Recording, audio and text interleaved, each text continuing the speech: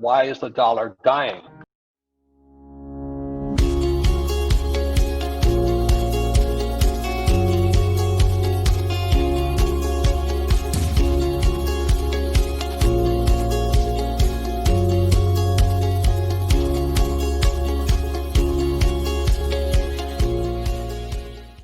So why is the dollar dying?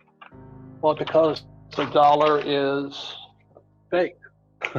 It doesn't exist. It's only a figment of your imagination. So you think it's a dollar bill or whatever it is?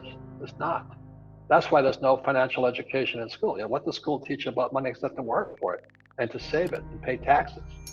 And that's the key.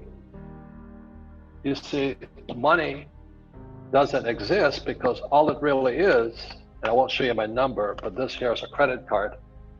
You know, so anyway, there's no money in here. This is credit. And credit means nothing. It just says you have the opportunity to create debt. So there's credit and there's debt, and the next magical word is tax.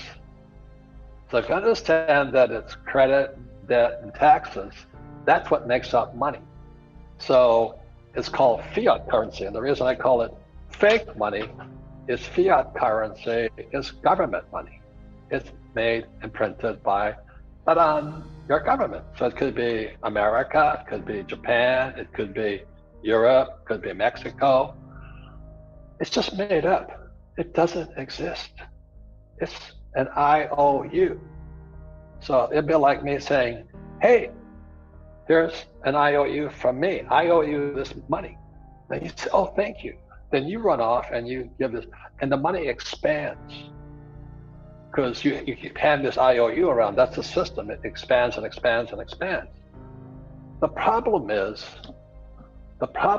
not in the banking system, it's in the shadow banking system. So the reason I said the dollar is dying is because in 2008, the Fed had to print 4.5 trillion to save the 2008 crisis.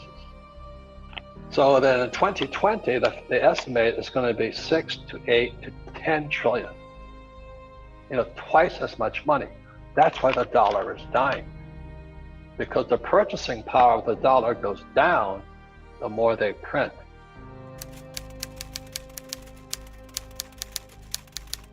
The problem with many people in my generation is they look rich, but they're fake rich. So the first thing that most guys or men and women buy is the big house. So these rock stars, football stars, they buy the big house. That's fake rich. Then they drive nice cars. And you know, I have my Rolls sitting out here, I have my Ferraris. I love nice cars. And then they have a lot of bling. Yeah. But that's a very, very poor person. And so their cash flow pattern went like this. Most went to taxes. And then they supplied this big house and all this. And then they had their kids in private schools. Yeah. So when you're driving around the neighborhoods looking at so-called rich people, you know, most of them aren't rich. They're actually one paycheck away from disaster. So if you talk to young men or young women, whatever you guys are into, is you want to talk about assets. So that's my wife and Kim and I talk about all the time is our assets. Our minds, as I've said this before, is in the asset column. Yeah. The average person, the middle class person, their mind's in the liability column. So as a young woman today, I strongly suggest keep your mind in the asset column. And then the biggest mistake many young people make is they want a high-paying job. And the trouble with a high-paying job is most of them wind up here in the liability column. So here's my roller. And I've had 6 Ferraris. I love nice cars. You know, I love my Ferrari. I may be Japanese, but I look better in Ferraris and Toyotas. You know what I mean? So this live below your mean is fake advice. If you really want to have the nice things of life, focus again on assets. Yeah. So the deal I have with my wife, Kim, is I can have anything I want, but my asset must pay for that.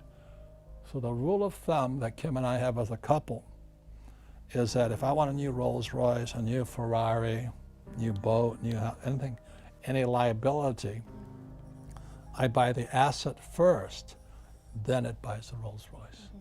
I just focus here, and I can have anything I want here. If you focus here, you can have anything you want.